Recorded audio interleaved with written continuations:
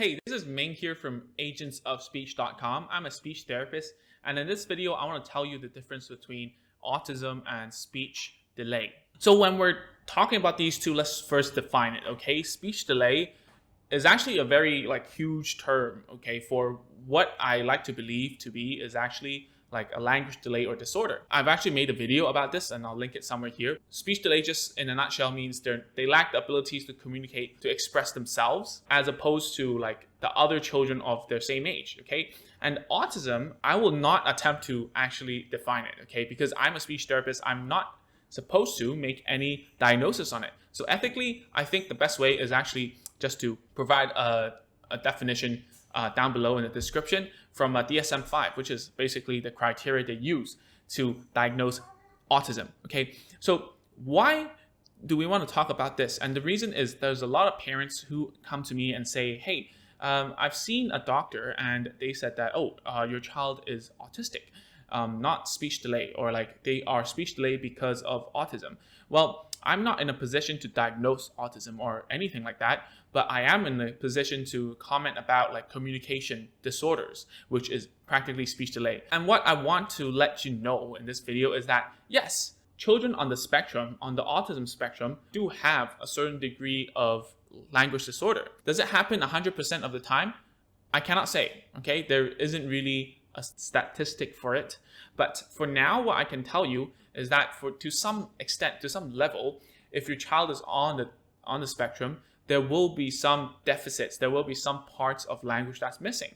Okay? So does it happen together?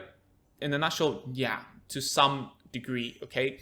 Does it mean that if your child has a speech delay, as they call it, or a language disorder or delay, does it mean that they have autism? No. Okay? Absolutely not. There are children who are speech delayed or language disordered who are totally not on the spectrum in terms of social and all the definitions that they say inside, okay? So I can only tell you from facts that, children can be purely speech delayed.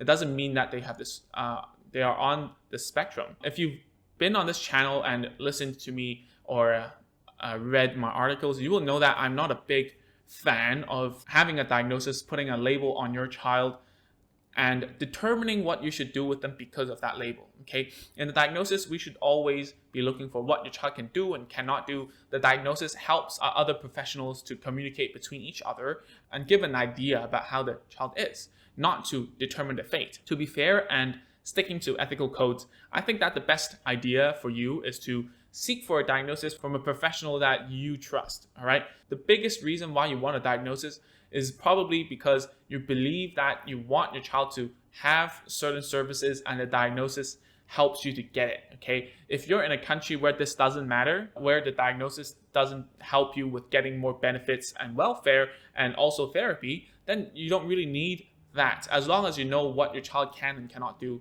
and a therapist can help you out with it, all right? What I'm trying to say is diagnosis doesn't matter. What matters the most is what you can do from now on, all right? What are the actionable steps, what your child cannot do and can do, focus on their strengths, and also at the same time to teach them stuff they cannot do right now. Just to summarize, children on the spectrum, they have a high likelihood of also having a language disorder. To some parents, it is a speech delay.